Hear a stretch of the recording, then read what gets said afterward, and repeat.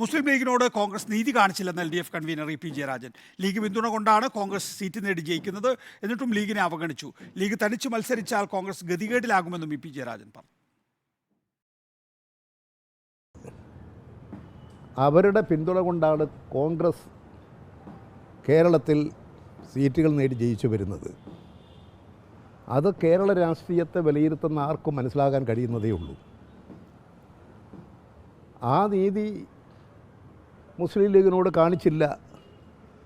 അവരെ അവഗണിക്കുന്നൊരവസ്ഥയാണ് സ്വീകരിച്ചത്.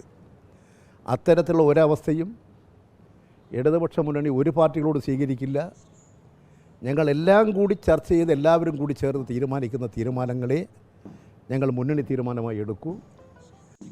ശരത് കെ ശശി വിശദാംശങ്ങളുമായി. ലീഗിനെ ചീത്ത പറയുമ്പോഴും RJDയുടെ കാര്യം എങ്ങനെയാണ് ഇ പി ജയരാജൻ വിശദീകരിക്കുന്നത്? ശരത്,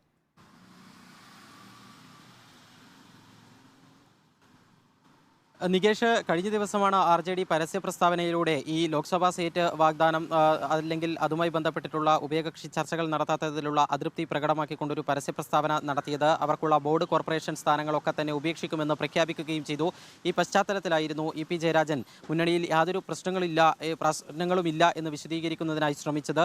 നേരത്തെ തന്നെ RJD ഇത് സംബന്ധിച്ചിട്ടുള്ള ആവശ്യങ്ങൾ ഉന്നയിച്ചിട്ടുണ്ട്. അവർക്ക് അവരുടെ അടിത്തറ വിപുലീകരിക്കുന്നതിൻ്റെ ഭാഗമായി ആ അവകാശവാദങ്ങൾ ഉന്നയിക്കാനുള്ള സ്വാഭാവികമായ അവകാശമുണ്ട്. ഒരു പാർട്ടിക്ക് അവരുടെ അടിത്തറ വിപുലീകരിക്കുന്നതിന് വേണ്ടി തെരഞ്ഞെടുപ്പുകളിൽ മത്സരിക്കുക എന്ന് പറയുന്നത് അവരുടെ അവകാശവുമാണ്. ആ രീതിയിൽ RJD അഭിപ്രായം ഉന്നയിച്ചതിൽ യാതൊരു തെറ്റുമില്ല എന്ന് LDF കൺവീനർ വിശദീകരിക്കുന്നു. പക്ഷേ അപ്പോഴും നിലവിലെ സാഹചര്യത്തിൽ RJDക്ക് വിട്ടു നൽകാൻ ഇടതുമുന്നണിയിൽ സീറ്റില്ലാത്ത ഒരു സാഹചര്യത്തിലാണ് എല്ലാവരും കൂടിച്ചേർന്ന് RJD അടക്കം പങ്കെടുത്ത യോഗത്തിൽ നിലവിൽ ഉള്ള ഇപ്പോൾ പ്രഖ്യാപിച്ചിട്ടുള്ള രീതിയിലുള്ള സീറ്റ് ധാരണയുമായി ലോക്സഭാ തെരഞ്ഞെടുപ്പിനെ നേരിടാനുള്ള തീരുമാനം ഉണ്ടായത് എന്നാണ് ഇ പി ജയരാജൻ വിശദീകരിക്കുന്നത്. അവരുമായി RJDയുമായി തുടർന്നുള്ള ചർച്ചകളും നടത്തും എന്നും LDF കൺവീനർ വ്യക്തമാക്കുന്നു. പക്ഷേ ഇതിൽ എടുത്തു പറയേണ്ടുന്ന കാര്യം RJDക്ക് ഇടതുമുന്നണിയിൽ അവഗണനയൊന്നും ഉണ്ടായിട്ടില്ല എന്ന് വിശദീകരിക്കാൻ LDF കൺവീനർ ശ്രമിക്കുമ്പോഴും UDFൽ ലീഗ് വല്ലാത്ത അവഗണന നേരിടുന്നു എന്നുള്ള വിമർശനം അല്ലെങ്കിൽ അത്തരത്തിലുള്ള അഭിപ്രായ പ്രകടനം ഇ പി ജയരാജൻ്റെ ഭാഗത്തു നിന്നും ഉണ്ടായി. നേരത്തെ പലതവണ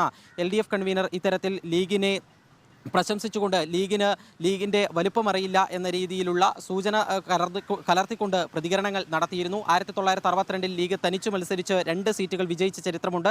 അത്തരത്തിൽ ഒരു കരുത്തുള്ള പാർട്ടിയാണ് ലീഗ്. അതുകൊണ്ട് തന്നെ ലീഗിന് ഈ ഒരു കരുത്തുണ്ടായിട്ട് പോലും കോൺഗ്രസ് അവഗണിക്കുകയാണെന്നാണ് LDF കൺവീനർ ചൂണ്ടിക്കാണിക്കുന്നത്. തനിച്ചു മത്സരിച്ചാലും ലീഗിന് വിജയിച്ചു വരാൻ വേണ്ടി പറ്റും. പക്ഷേ കോൺഗ്രസിൻ്റെ സ്ഥിതി അതല്ല. കോൺഗ്രസ് ലീഗിൻ്റെ പിന്തുണ കൊണ്ട് ആണ് വിജയിച്ചു വരുന്നത്. എന്നിട്ട് പോലും ആ നീതി ലീഗിനോട് കാണിക്കുന്ന കാര്യത്തിൽ UDF കോൺഗ്രസ് നേതൃത്വം വിമുഖത കാണിച്ചു എന്നാണ് LDF കൺവീനർ ആരോപിക്കുന്നത്. 3 സീറ്റ് മാത്രമാണ് ലീഗ് ആവശ്യപ്പെട്ടത്. അതിലൊരു തെറ്റുമില്ല. നീതിയുക്തമായ ഒരു ആവശ്യമാണ് ലീഗ് ഉന്നയിച്ചതെന്ന അഭിപ്രായമാണ് LDF കൺവീനർ പങ്കുവയ്ക്കുന്നത്.